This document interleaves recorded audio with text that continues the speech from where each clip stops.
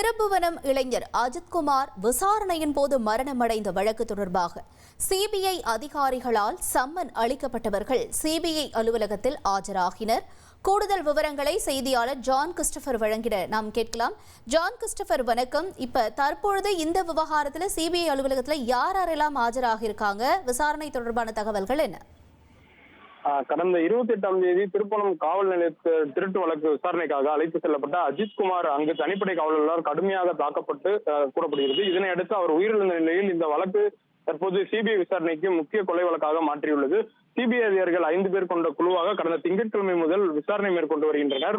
முதல் நாளில் டிஎஸ்பி மோகித்குமார் தலைமையிலான குழுவினர் மடப்புரம் கோவில் அருகே உள்ள கோசாலை அரசு மாணவர் விடுதி மற்றும் புளியந்தோப்பை சோதனை செய்தனர். நேற்று முன்தினம் விசாரணைக்கு ஒரு பகுதியாக அஜித்குமாரின் சக ஊழியர்கள் மற்றும் நெருங்கிய நண்பர்களான ஆட்டோ ஓட்டுநர் அருண்குமார், கார்த்திக்வேல், பிரவீன்குமார், வினோத்குமார் மற்றும் நவீன்குமார் ஆகியோருக்கு சம்மன் வழங்கப்பட்டன. அதனைத் தொடர்ந்து மதுரை ஆத்திக்குளம் பகுதியில் உள்ள சிபிஐ அலுவலகத்தில் அவர்கள் ஆஜராக நேற்று சம்மன் அனுப்பிய நிலையில் இதனைத் தொடர்ந்து திருப்பணம் காவல் நிலையத்திற்கு சென்று சிபிஐ அதிகாரிகள் விசாரணை மேற்கொண்டனர்.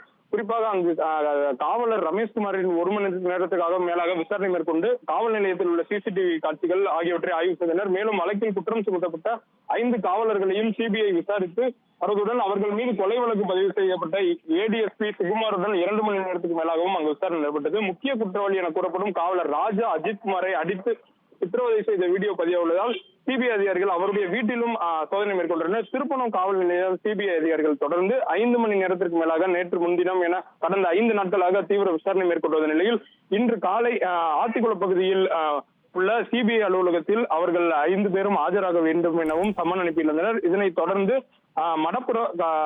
மடப்புற உதவி ஆணையர் அலுவலகத்தில் சிபிஐ அதிகாரிகள் சோதனை மேற்கொண்டு அங்கு உள்ள மடப்புற உதவி ஆணையரின் ஓட்டுநர் கார்த்திக் வேல், பிரவீன்குமார், ஆட்டோ ஓட்டுநர் அருண்குமார் மற்றும் செக்யூரிட்டி வினோத்குமார் மற்றும் உயிரிழந்த இளைஞர் அஜித்குமாரின் சகோதரர் நவீன்குமார் உள்ளிட்ட 5 பேரும் தற்போது ஆஜராவதற்காக மதுரை ஆத்திக்குளம் பகுதியில் உள்ள சிபிஐ அலுவலகத்திற்கு வருகை தந்துள்ளனர். உள்ளே அவர்களுடன் தற்போது விசாரணையானது துவங்கி நடைபெற்று வருகிறது. அவர்கள் வெளியே வந்தவுடன் தான் நம்மளுக்கு அவர்களுடன் எந்த மாதிரியான விசாரணைகள் மேற்கொண்டார்கள் என்ற விவரம் தெரிய வரும். ட்ரெண்ட ஃப்ரெண்ட் ஆக்கிக்கோங்க. தந்தி டிவியின் சப்ஸ்கிரைபர்ஸ் அண்ட் ஃபாலோவர்ஸ் குடும்பத்துல நீங்களும் இணையுங்க.